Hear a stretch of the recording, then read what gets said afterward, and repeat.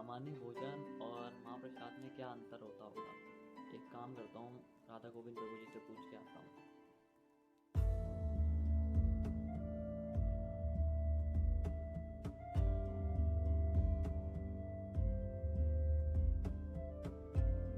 हरे कृष्णा प्रभु जी। हरे कृष्णा। मेरा आपसे एक प्रश्न था। बैठिए। कैसे घर में हम सामान्य भोजन करते हैं जी। और महाप्रसाद में क्या अंतर है? कैसे हम एक सामान्य भोजन को महाप्रसाद में बदल सकते हैं? बहुत सुंदर प्रश्न है।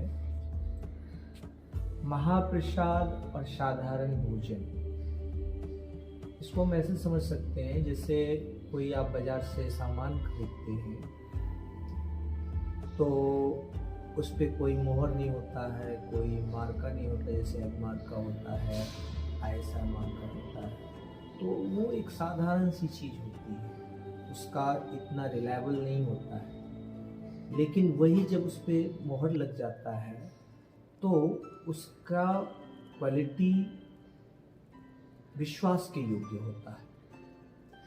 तो ऐसे ही महाप्रसाद है जो भगवान को भोग लगाया हुआ अन्न है, जिसको भगवान ने प्रसाद भोजन किया है।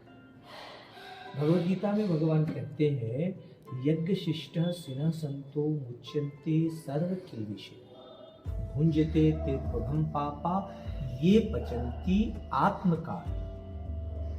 अर्थात यज्ञ से बचे हुए अन्न का भोजन करने से व्यक्ति सब पापों से मुक्त हो जाता है। लेकिन अगर वही भोजन वो अपने लिए बनाता है, खाता है, तो वो पाप करता है। अंतर समझ में आ गया? जो भगवान को भोग लगाता है वो आपको पापों से शुद्ध कर देता है, और जो भगवान को भोग लगा हुआ नहीं है वो आपको पापों से भर देता है। ये अंतर है। लेकिन ये विश्वास साधारण से नहीं होता है कि ये भगवान का प्रसाद इतना महत्वपूर्ण है जो हमें सब पापों से मुक्त कर सकता है। ऐसा विश्वास साधारण व्यक्ति में नहीं होता है। एक श्लोक आता है पद्म पुराण में, महाप्रसादे गोविंदे नाम ब्राह्मणे वैष्णवे स्वल्प पुण्यवतं राजा विश्वास नैव जायते। महाप्रसाद में, गोविंद में, नाम में, ब्राह्मण और वैष्णव में, साधारण पुण्य वाले लोगों का, जिनको पुण्य नहीं है, सुकृति नहीं है, विश्वास नहीं करता। महाप्रसाद को साधारण भोजन समझेंगे लोग। भगवान के श्री विग्रह को, गोविंद के श्री विग्रह को साधारण मूर्ति समझते हैं। ऐसे ही जो ब्राह्मण वैष्णव है उनको साधारण मनुष्य समझते हैं, और जो नाम है भगवान नाम, उसको साधारण जो शब्द है उसे समझते हैं। जबकि ये सब दिव्य है, ये साधारण नहीं है, इसके लिए पुण्य के चाहिए। भगवान का प्रसाद हमें प्राप्त हो रहा है, ये भगवान की विशेष कृपा है। और ये कृपा जो है हम लोग को कहाँ से मिलती है?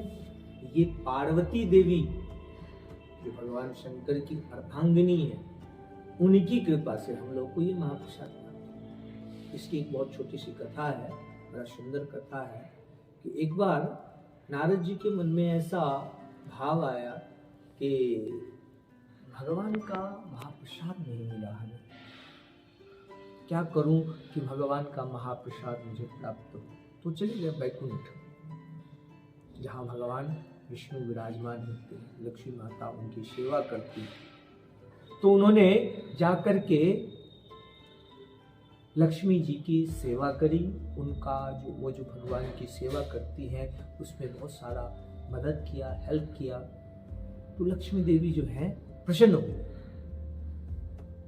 और उन्होंने नारद से कहा, नारद तुमने हमारी बहुत सेवा की है, तो तुम कुछ वरदान मांगो। नारद जी ने कहा कि माता, अगर आप हमसे प्रसन्न हैं तो हमें भगवान का महाप्रसाद दे दो। इधर लक्ष्मी देवी को भगवान ने सख्त आदेश दे रखा था, किसी को भी मेरा प्रसाद नहीं देना। अब लक्ष्मी देवी दुविधा में फंस गई, सोचने लगी नारद तुमने ये क्या मांग लिया, भगवान ने तो मुझे मना कर रखा है, मैं क्या करूं। अब वो बहुत दुखी थी, चिंतित थी, क्योंकि अगर आप किसी को देने का वचन दें और फिर न दे थोड़ा सा होता है। तो उन्होंने जाकर के भगवान ने जब उनको देखा तो पूछा कि आप इतने चिंतित क्यों हो। उन्होंने कहा ऐसी ऐसी बात है, मैंने नारद को वरदान दिया, मैं उस वरदान को पूरा नहीं कर पा रही हूँ। क्या कारण है? आपने का निर्देश है कि मेरा प्रसाद किसी को नहीं देना, अब मैं क्या करूँ। भगवान ने कहा कोई बात नहीं, जब मेरी दृष्टि ना हो तो मेरे नज़र से बचा करके उसको दे देना प्रसाद। लक्ष्मी जी ने वैसा ही किया, वो प्रसाद नज़र बचा करके दे दिया। किनको? नारद जी को। नारद जी बहुत प्रसन्न हो गए, प्रसाद आया और आनंदित होकर नारायण नारायण नारायण करके नृत्य करने लगे। और नृत्य करते करते वे कहाँ पहुँच गए? कैलाश में। कैलाश में जाकर के शिव जी ने उनका स्वागत किया। नारद जी आज तो आप बहुत आनंदित दिख रहे हैं, क्या बात है, क्या कारण है? नारद जी ने कहा आज मुझे भगवान का महाप्रसाद मिला है। शिव जी क्रोधित हो गए, तुम कैसे भाई हो, खुद सारा प्रसाद खा लिया, मेरे लिए नहीं लाए। हाँ मैं तो खा गया, आनंद में मुझे ध्यान नहीं रहा। बोले लिखो, दिखाओ, हाथ दिखाओ। हाथ दिखाए तो उनके हाथ में कहीं प्रसाद का कुछ कण लगा हुआ था। उन्होंने उस कण को निकाला और ग्रहण कर लिया। अब तो शिव जी भी आनंदित हो गए, दोनों आनंदित होकर के नृत्य करने लगे। और शिव जी का नृत्य तो विशेष ही होता है, वो तांडव नृत्य। जब वो नृत्य करने लगे तो क्या हुआ कि सारी पृथ्वी हिलने लगी, सारे पर्वत हिलने लगे, सागर में तरंगे उठने लगी, ऐसा लगने लगा कि प्रलय होने वाला है। देवता भागे भागे गए पार्वती जी के पास और कहा जरा इस नृत्य को शांत कराइए, नहीं तो प्रलय आ जाएगा। पार्वती जी गई, शिव जी को प्रणाम किया और कहा प्रभु आज बड़े आनंदित हैं, क्या कारण है बताएं। तो शिव जी ने कहा कि मुझे नारद जी की माध्यम से भगवान का महाप्रसाद मिला है। पार्वती जी ने कहा अच्छा, तो आपने हमें नहीं दिया। तो शिव जी ने कहा कि आप उसके योग्य नहीं। अब तो पार्वती माता क्रोधित हो गई, मैं योग्य नहीं, मैं आपकी अर्धांगिनी हूँ और मैं वैष्णवी हूँ और मैं प्रतिज्ञा करती हूँ कि ये प्रसाद आपने मुझे नहीं दिया, लेकिन मैं ये प्रसाद को सब जीवों में बंटवाऊंगी, कुत्ते चांडाल तक इस प्रसाद को खाएंगे। जैसे ही उन्होंने ये प्रतिज्ञा की, भगवान नारायण सामने प्रकट हो गए और उन्होंने कहा मैं ऐसा ही चाहता था और आपकी वाणी सत्य होगी।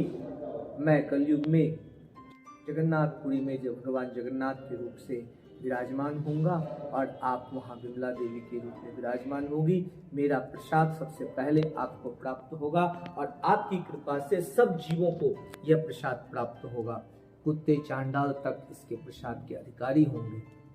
तो इस प्रकार पार्वती जी की कृपा से हम सभी को ये महाप्रसाद मिल रहा है। प्रसाद बड़ा दुर्लभ है, लेकिन इस समय इस युग में हम लोगों के लिए ये सुलभ है। नारद जी तक को नहीं प्राप्त था वो प्रसाद, वो आज पार्वती जी की कृपा से हम सबको। तो महाप्रसाद में असाधारण भोजन में अंतर क्या है कि जो भगवान को भोग अर्पित किए हुआ अन्न है वो है महाप्रसाद। और एक छोटी सी बात और बताता हूँ, महाप्रसाद, प्रसाद और साधारण भोजन, जो भगवान को डायरेक्ट अर्पित किया हुआ भोजन है वो प्रसाद कहलाता है महाप्रसाद। और जब हम उस प्रसाद को अन्य भोजन में मिला देते हैं तो वो कहलाता है प्रसाद। और वही प्रसाद जब वह महाप्रसाद जब कोई संत महाभागवत वैष्णव ग्रहण कर लेते हैं तो उनका जो उच्छिष्ट होता है वो कहलाता है महाप्रसाद। और एक चीज और समझ सकते हैं, जैसे किसी को बीमारी हो, टीबी का, ऐसे छूत का कोई बीमारी हो, उसका जो जूठा है अगर हम ग्रहण करेंगे तो क्या होगा, वो बीमारी हमें लगेगी। तो ऐसे ही जो भगवान का प्रसाद है, जिसमें भगवान ने खाया है वो जूठा अवशिष्ट, वो अगर हम खाएंगे तो क्या हमारे अंदर भगवत गुण, देवताओं के गुण नहीं प्रकट होंगे? ऐसा महाप्रसाद का महत्व है, इस तरह से हम समझ सकते हैं। क्लियर हो गया? हरे कृष्ण।